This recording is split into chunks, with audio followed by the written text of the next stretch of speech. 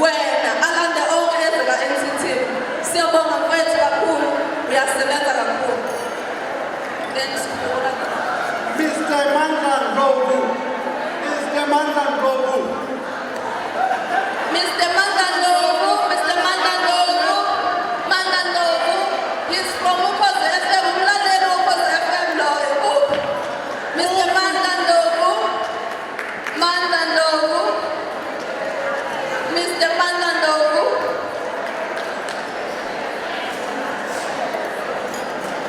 Mr. Mandla Ndlovu. Mr. Mandla Ndlovu, omunye okubonakala ukuthi usebenza kakhulu, uthe within a week wangena ngemali esukela ku-20,000 yaphezulu. Ngalo lelo sonto, he's an electrical engineer by professional. After that, wavele wafaka abantu bo-20,000, 50,000 within a week, not less than 20,000. Within a week, waba u-VIP 3, wathola i-commission engajwayelekile ukutholakala. So siyabonga kakhulu leadership, besithi ukhona-ke asimboni, ikhampani iyasho ukuthi iyambona umsebenzi owenzayo kakhulu. Ayibathatha abantu bo-$100 leya ndoda. Ogcina ngulungile Nonqaba Thusi. Lungile Nonqaba Thusi. Lungile Nonqaba Thusi. Lungile Nonqaba Thusi. She's a manager at Nambili City Squad. And uwenzimanga ngonyaka odlule. Ikhampani yambonga kakhulu. Within a day, awuphelanga 24 hours. Uthi in 6 hours wafaka abantu abawu-5 wawu-VIP 3. Kuthe sisababaza lokho, in 20 days, u-NCT wonke uye yedwa wazi ukuba u-VIP 4 within 20 days. Into engakapheli. 20 days. Only 20 days wawugoqa u-VIP 4 uya ku-5 manje, useyimanager eMnambizi. So u-NCT bafethu uyabonga kakhulu, uthi qhubekelani niphakamise impilo zabantu, nenze sure ukuthi awukho umuzi nomuzi kungabikho umuntu otradeayo, bonke abantu abatrade so that sizokwazi ukuthi simultiply impilo zabantu bephile kangcono. Thank you so much, guys.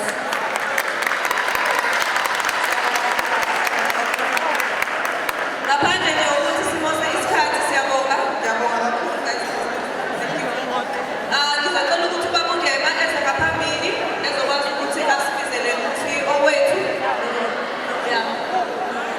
President wethu bekwazi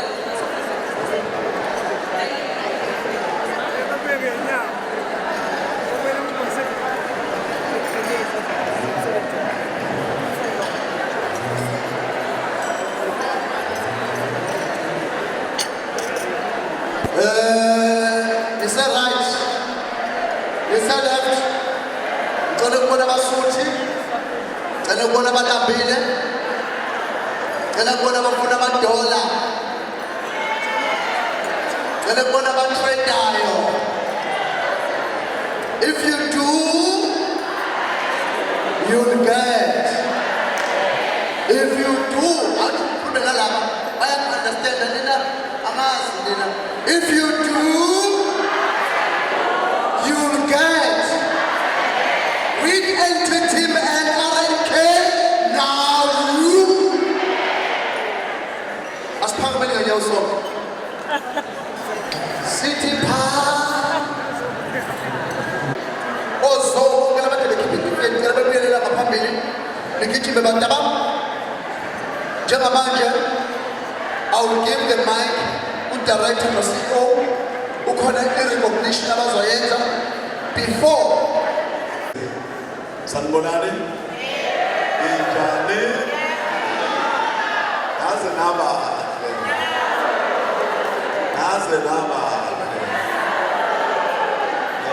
Asizochitha isikhathi kakhulu ngoba usemningi umsebenzi. Sizo-recognize because today we are in a meeting ekungeyona meeting. This is actually a gala dinner where we are here to celebrate excellent leaders. Excellent leaders is from VIP 3, VIP 4, VIP 5. Sekhulunyiwe ngo-VIP 3, which I believe balangile. Kwakhulunywa ngo-VIP 4, babonile bebizwa ngaphambili.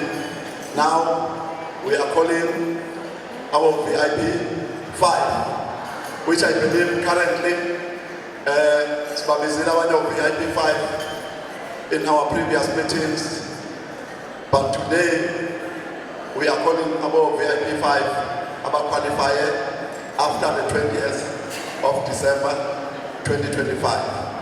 So sizobiza about VIP 5 about qualifier after the 20th of December 2025. These are our excellent leaders that has performed well after the 20th of December 2024. We just want to recognize this category because it is a very important category, as we know that we are here to celebrate this gala dinner. Abantu abaningi baze basusa umsindo last year on December 20, because they were talking ngokuthi sesitaleka ngakho siyamasifile. Besifuna ukubakhumbuza nabantu ukuthi what is actually a gala dinner and what is national awards, because mawama awards kusuke kungeziwe ukuzondliwa, kusuke kahle kahle kungeziwe ukuzondla. So abantu abaningi bazi basusa umsindo bathi kunesikhekhele mbali sishawela ekhaya, because they were hungry and they didn't understand ukuthi when we are here to celebrate our awards sisuke singezile ngalelo labo ukuzondla. So the company has decided ukuthi ke ibe seyenza i-dinner for excellent leaders. So if you are not a leader, you become a leader once you start introducing people to this business. So currently, this is the top rank, which is VIP 5. And we are expecting VIP 5 from last year. Kuzamanje labe sobabiza namhlanje nalabe sababiza last year usayirenki lena etop kunawo wonke, but sathi ke ekampanini ayisilekelele ikampani ngokuthi ikhumbuze bonke abantu ukuthi umsebenzi awupheleli kwa VIP 5, because abantu mabefika ka VIP 4 and 5 they begin to relax. They think they have done their job and they relax. So a company is a standing leader. Yasikipha ke umkomelo othi ke everyone who is going to make it before the end of 2026 akwazi ukuthi ashaye VIP 6 will drive away one of these cars, the Audi, Norma, the BMW, Norma, the Mercedes. You will have a choice. So, we are talking March. But we say before the end of December, or before the 20th of December, if you become VIP 6, Absorber is like a draw. If you did it before the 20th of December, you will drive away with one of those cars and you will choose whichever car that you want to drive away.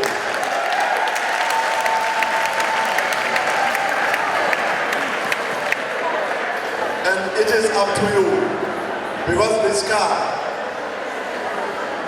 abantu abaningi bayazi namhlanje sinama-winners azowina iy'moto, angithi niyazi. But lezi iy'moto sikhuluma ngazo sikhuluma ngey'moto ey'zowinwa. Kuzoba based ukuthi uyafuna ukuhamba ngemoto by end of 2026. And not just a car, luxury cars. And those cars awuzokhipha ngisho cent. You will only pay for petrol and insurance, nothing else, and enjoy the luxury car. Because So ke nonke la endlini ningaqualify ukwenza lokho. Okay, without any waste of time, sizobiza laba abaqualifyile after the 20th of December 2025. Oqala ubani?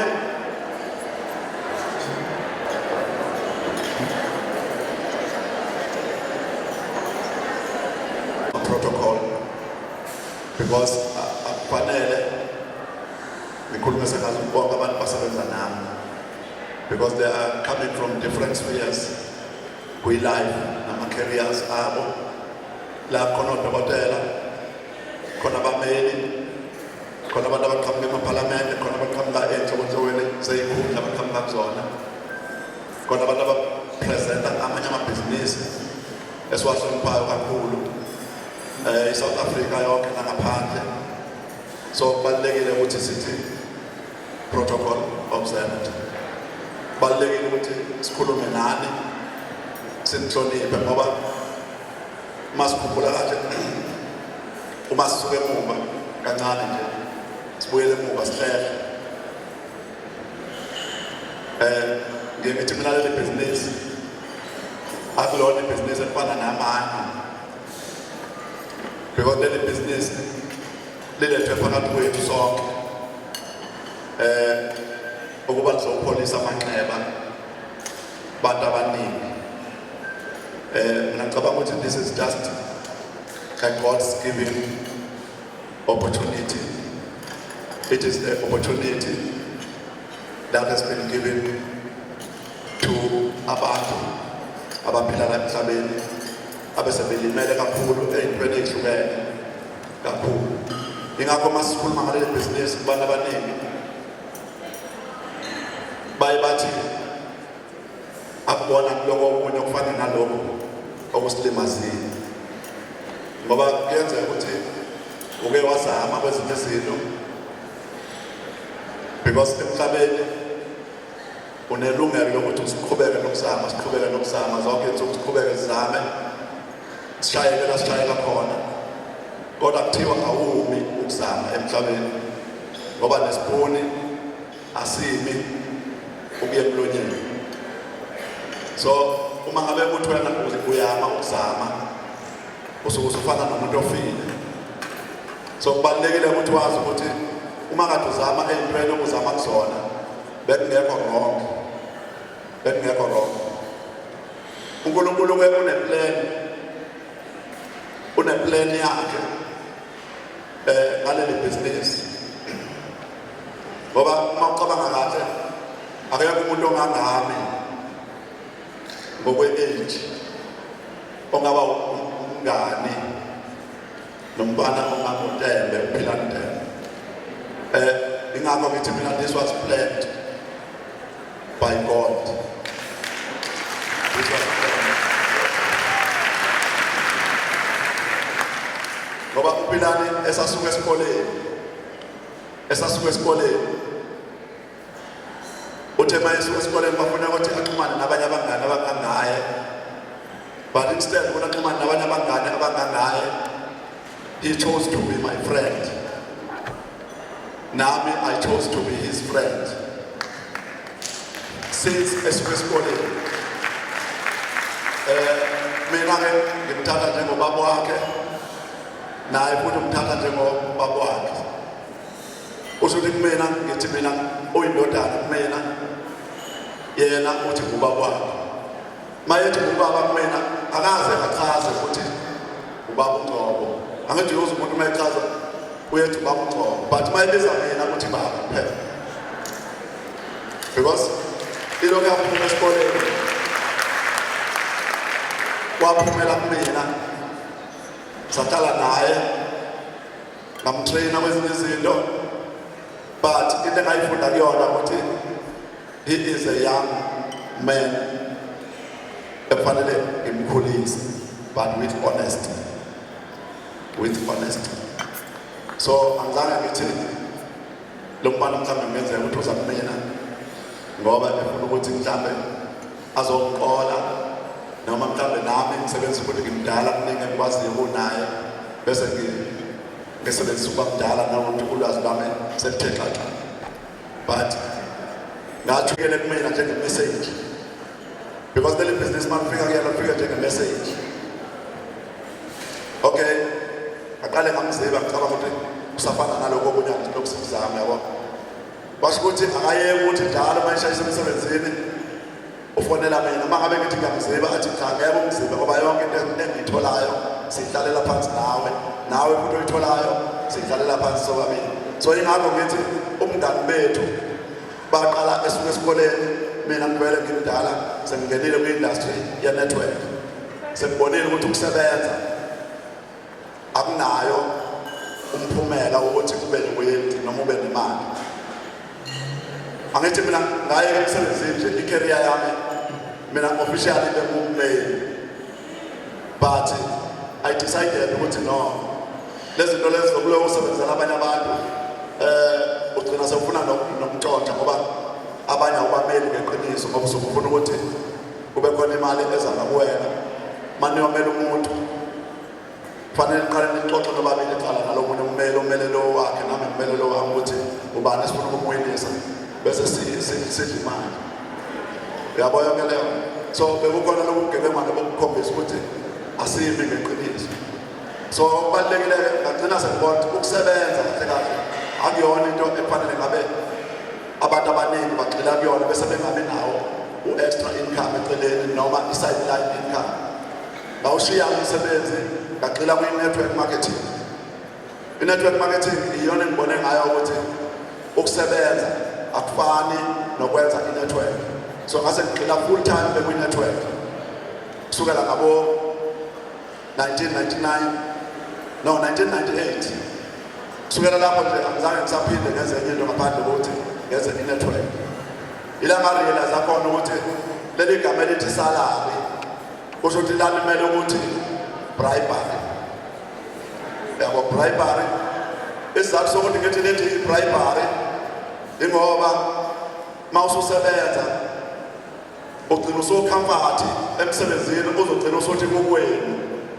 Abantu abaningi bagcina sebethi kukwabo emsebenzini noma qhamuka imoto yala isebenza khona athi nazi ezakwethu madoda. Ubona ukuthi lo muntu usecomfort ngalendlela ukuthi emsebenzini sekukwabo kodwa akanayo imali. Mawumbuza ukuthi usebenzelani athi usebenzela izingane zakhe. Kodwa izingane mazithi zifuna imali kuyena athi yena imali yokuya emsebenzini. Kusho ukuthi masubheka kahle imali oyisebenza mawusebenza usebenzela ukuya emsebenzini. Ngoba awubi rich imali yasemsebenzini. Ukuphela ukuthi njalo mawusebenza ulinda ukuthi uhole bese uthenga ukudla ngoba ngeke uye emsebenzini ungadlile bese ubeka imali yebus fare bese uba nemali yokuthi ugqoke ngoba ngeke uye emsebenzini ungagqokile. Mawusufuna Nabesonto siyavuma. Awu. Asibaba DJ. My CEO, it's your time.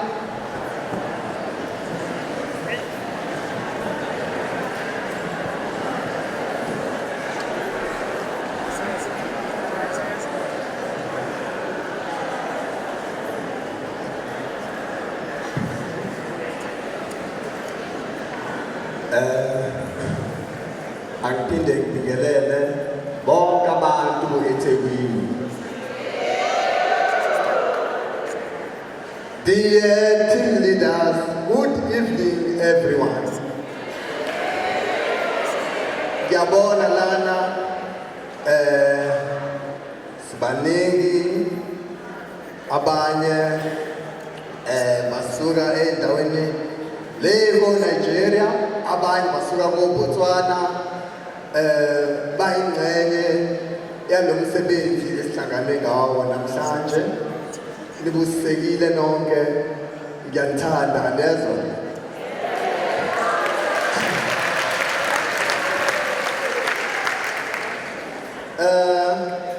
Igama lami nguPhilani Wathembisibongo, the CEO of the NT South Africa team.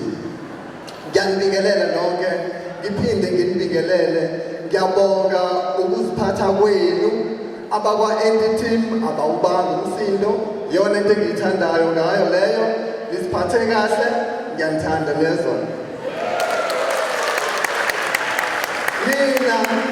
lisibonelo kwabanye abantu abathatha kancane. Baningi namhlanje abalambile kodwa because of pride. Because of pride. Baqhubeka nokuhlala odakeni. Baningi namhlanje abazenza ukuthi u-entity mabawuboni, it's because of babona mhlawumbe noma mina noma Paul ukuthi asilutho. Yes, asilutho, but grab the opportunity abantu abadla kuyona imali noma bacaphuna kuyona imali. Yebo ubheka thina vele uzolamba uzobheka thina. Thatha lento ezophilisa.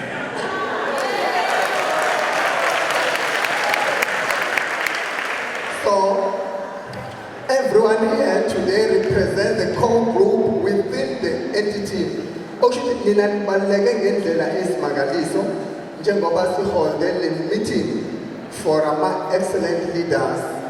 Nina nisibuko enkampanini. Inkampani ibheke nina. Once wangena la kwa-entity kumele represent i-company. And I promise you ukuthi once wangena la ngaphakathi, make sure ukuthi uyahlala, uyalalela, wenza lokho okushiwo i-company. Nina njengoba ningama-leaders, baningi namhlanje abalambile badinga nina ukuthi nibasukumise. Baningi namhlanje abaqoshiwe la kwa-entity ngenxa yobudedengu benu. Ngezwakala? Thina njengoba sithanda bonke abantu, siyafisa ukuthi nanoma ubani umuntu akaphakamisa umakhelwane aye phambili ngempumelelo. The more ephumelela ejabula, wena isibusiso usayiqathakela automatically.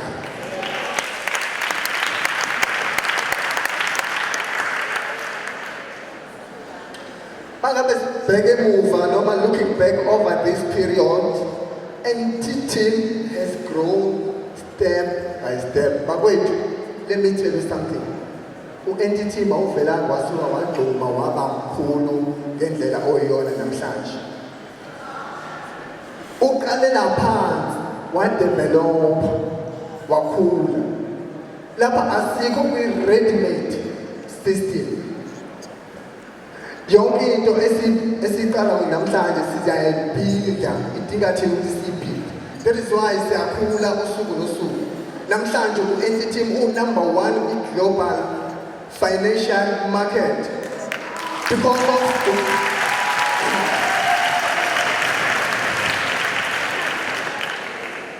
namhlanje into enkulu u-RNK global market uyakhula usuku nosuku. Uyakhula usuku nosuku. Awuvelanga wasuka wakhula. Why? It's because entity usuka kude ne-experience unolwazi olunzulu kwi-global space. That is why namhlanje abantu bayophila impilo abayithandayo, bayohlala emizini abayithandayo, kodwa lokho-ke akuzukuvele kuzenzekele njengemlingo.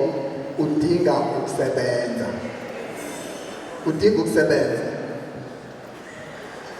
From an initial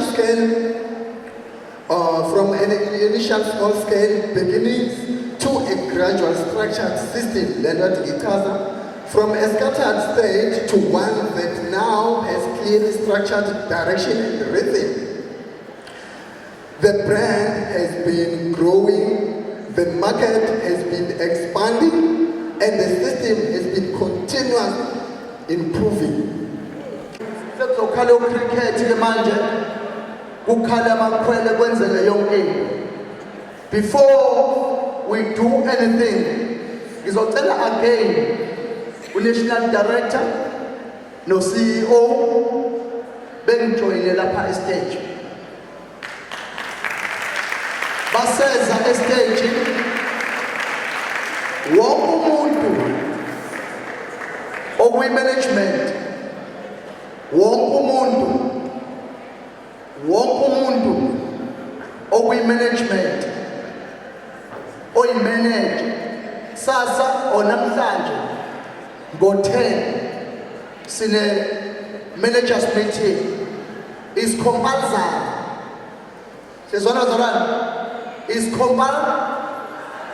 Muyi-manager yaka-80 team ukuyi-payroll yaka-80 team uhola ngomhla ka-5 nani manager enisha elibasha esinigcobe namhlanje is compulsory ukuthi libe khona kule meeting yakusasa. Babuthabet sasa ngifuna ukugqoka uthayi kule meeting. The meeting ngidinga ukuthi sonke sibe formal. Ngithi angi-emphasize le again.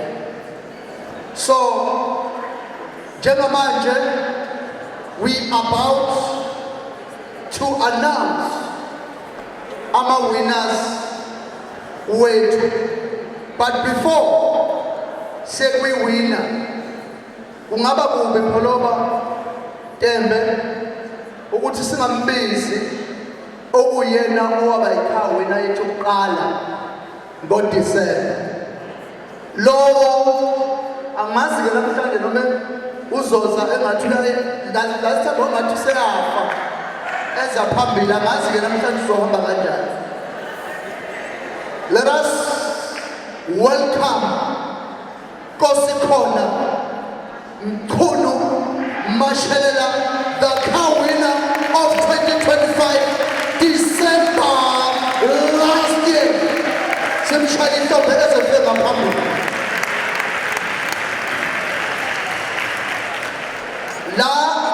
This company, they promise and they deliver. If bakuthembisile ukuthi uma wenza 1 and 2 we will do this, they keep their promises. Kunama managers engicabanga ukuthi sizowabiza pholoba ezojoina on the stage okuyiwona asaqalile athola imoto. Uma kuyi-management yala ekhaya ke awuvumelekile ukubonakala uthole ubhaka uthi uyopresenta, sikuvumi lokho. Yangizwa asifuni, ayifuneki imanager la ibonakala iphakamisa isandla kanje eteksini, cha. Usungayona imanager la ka-R&K ne-NTT. Wonke ama-managers ala ekhaya unikezwa imoto. Siyezwana? So let us welcome the first manager receive imoto from the company. One and only Mrs. Light Umuzokhanyana. Isibani sakho lesithele. Nimshayisa bese fema phambili. Misana ukuba nomona ngeke nomona da. Nimshayisa bese fema phambili. Nimshayisa bese fika phambili. She's driving the Haval ka 2025.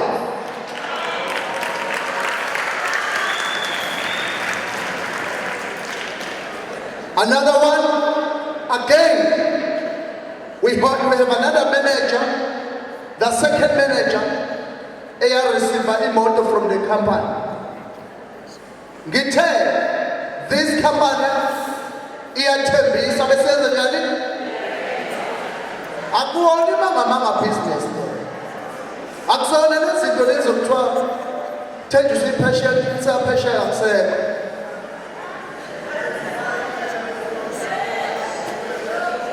Abanye angeke indawo.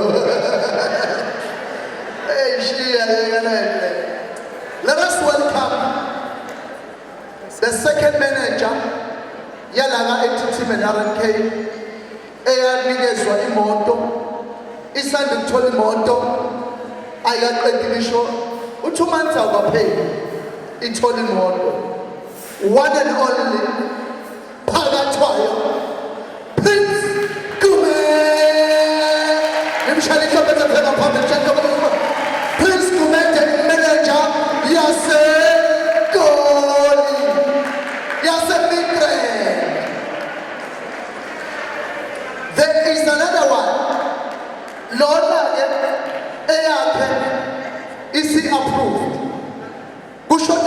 ilana. I-problem uthe masethiwe ilana lapha aqala ngakhona kunabathakathi bamthakatha ethi uyelanda kwi-dealership waba kabili waphuma. Our sister Kate phakama siswa mbekona.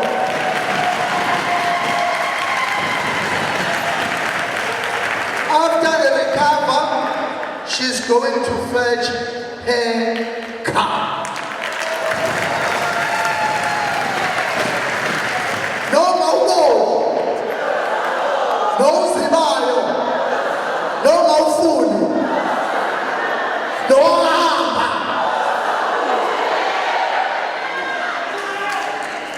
Sishotalo sithi join and team. Keep building well. Enjoy life today.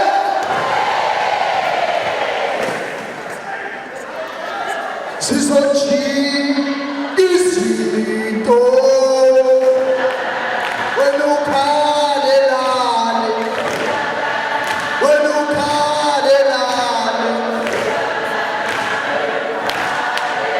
Sisochi.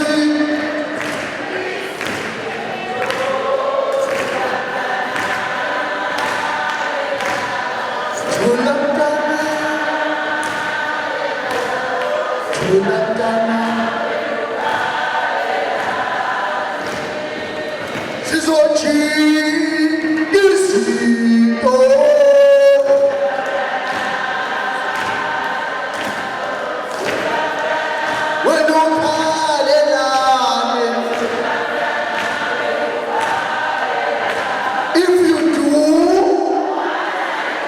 you get. Without wasting any time. Now it's a time. It's a time of the moment. We've been waiting this moment to announce our car winners. Not one, not two.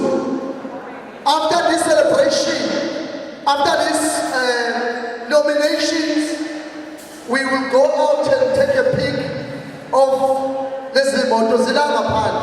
Zutu enyila enyina. Ngisalinde nje uku-announcer.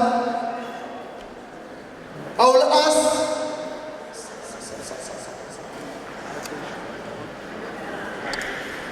awubambe isihlalo sakho usibambe ubhalanse.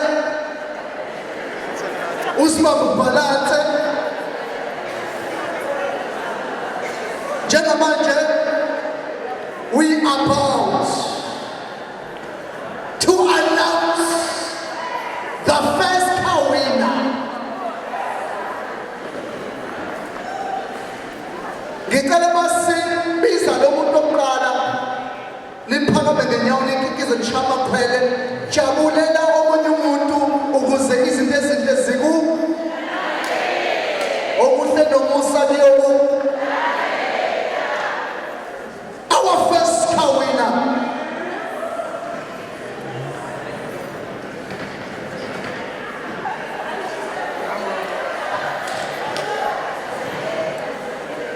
Bamba isihlalo sakho uthinte makhelelo wakho umbuze babeselele umnikeze high five uthi high five makhele bese mncoma uthi wenze wamuhle umbuke kancane uthi yazi ngathi udownloadiwe.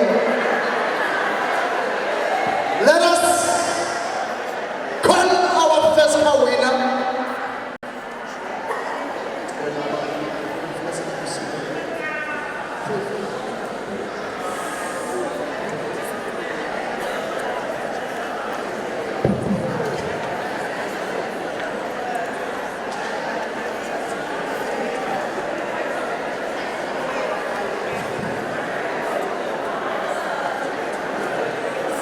Right. Put your hands together and welcome our first car winner.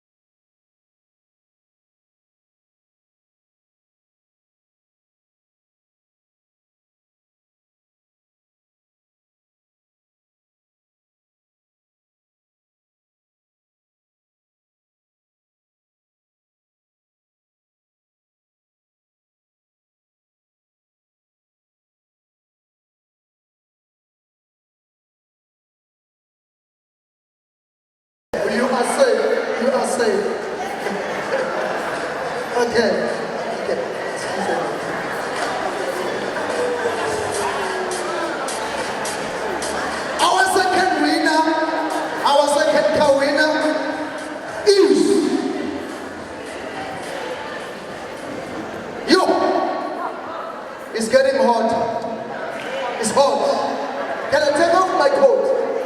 It's getting hot. Our second winner is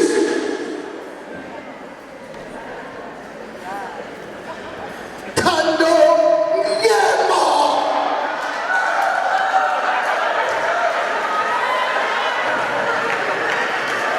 Right. Let us go. Our second winner is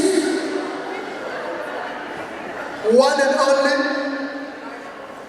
Simpiwe Domela Kinsoso.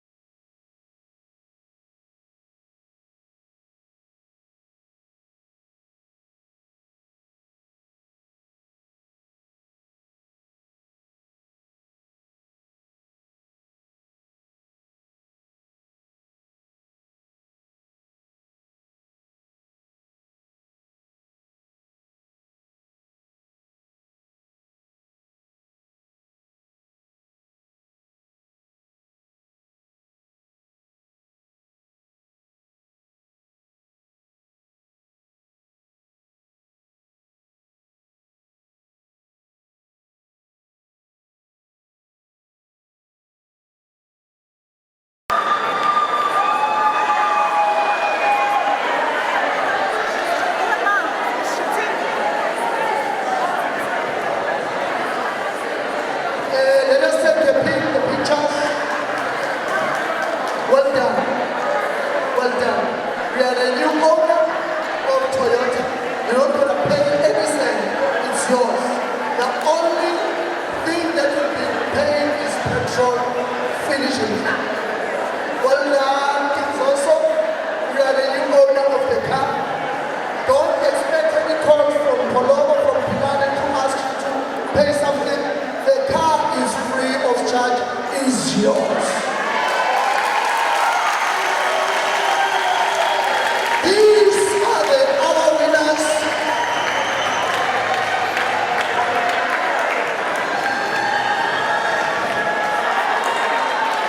Well done, well done, well done, well done. Well done. Well done, well done.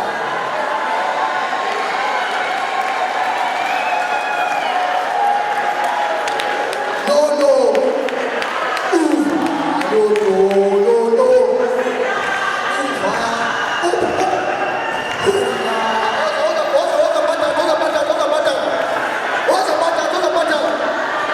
What's the matter? See,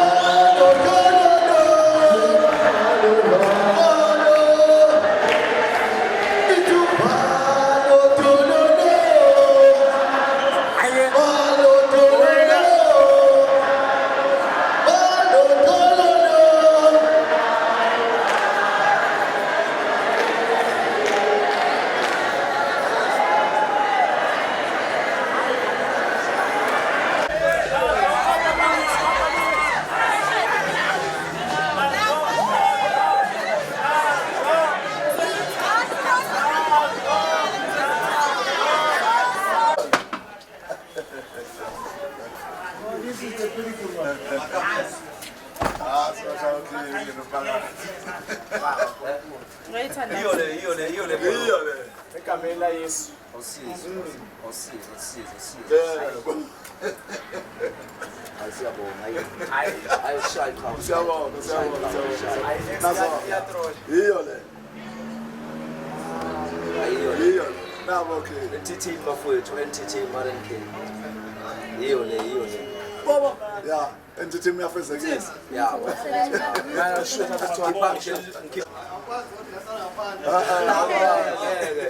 Iyo le. Yeah. Iyo le. Iyo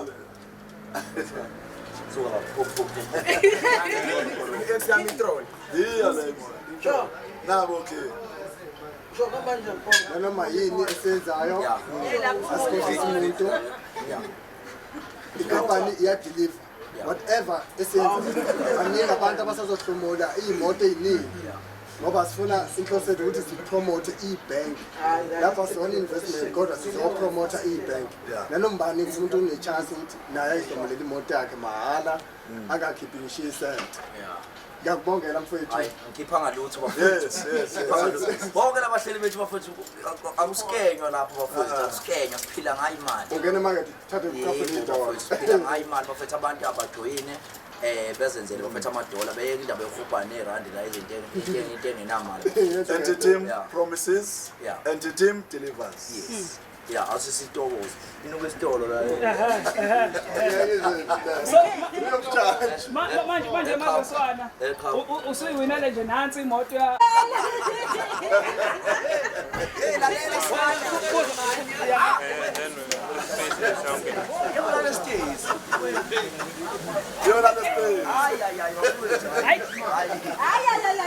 nasi sithombe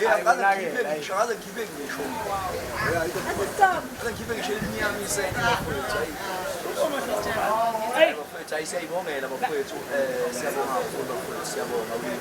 We thank you very much. nasi yaqhubeka nasi ithombe We thank you.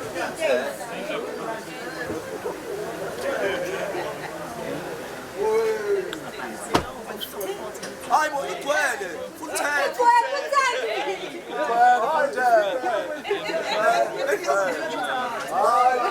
Hey, bakisana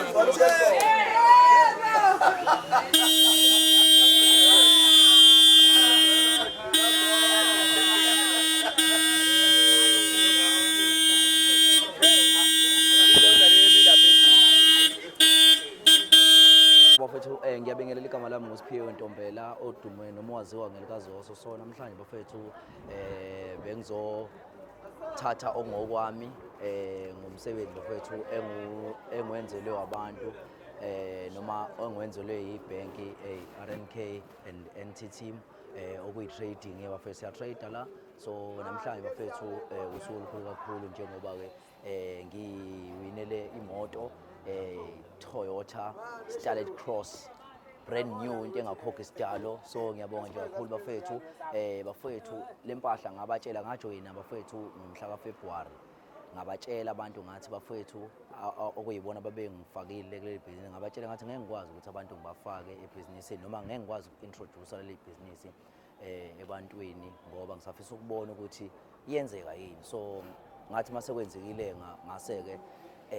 ngaseke nga-introduce ebantwini kanti ngizoba nenhlanhla ngizothi mase ngi-introduce kanti vele sekuyisikhathi sokuthi kube ne-competition yemoto. So saze safika kulesi sigaba-ke sekusona njengamanje ngiyini imoto-ke bafethu ngokujoyinisa abantu abaningi abantu abakhoyelayo kumina. Ngiyabonga kakhulu bafethu engathi ningaqhubeka nikhoyele kumina bafethu nidle bafethu amadola into eyakhona le bafethu into esebenzayo le ngeke ngibafake bafethu abantu ey'kemeni bafethu ngoba ngiyasaba ukuthi ngelinye ilanga igama lami lingabheka phansi ngoba ukufa kwegama bafethu into encane kakhulu. So ingakho ngiyengizama ukuqikelela ukuthi yonke into ibe right. So bafethu njengamanje uma ngabe ufuna ukutrade ngithinta bafethu enambeni ethi 068 149 0761 uzothinta lapho wethu uzokunikeza inamba uzothinta kuyona umalandela okuyena umfowethu osebenza ofisini lami yabo. So uyena ozokusiza ngayo yonke into ama-deposit ngayo yonke into sikutransferele idola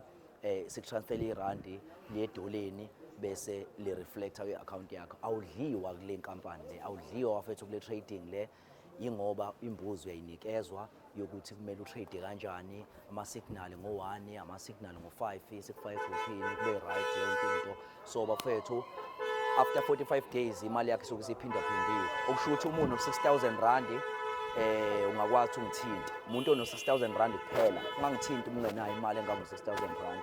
So after 45 days imali $300 osuke utrade ngawo usuke isiphindaphendekile yaba $600 uma utrader. But uma ungatrade bafethu imali awukho umlingo la, awenzeki umlingo bafethu. So the time utrader the time uyayibona imali yakhe iyenzeka uzokwazi ukuthi wenza amadola mhlawumbe nawe ungayibeka ethubeni lokuthi uwine. Khona enye futhi ewinwayo bafethu ngomhla ka-20 December. So ayikhale bafethu, iphasele kunina nawe ngelinye ilanga ungawina imoto. Inkosi mayithele umusa, amen.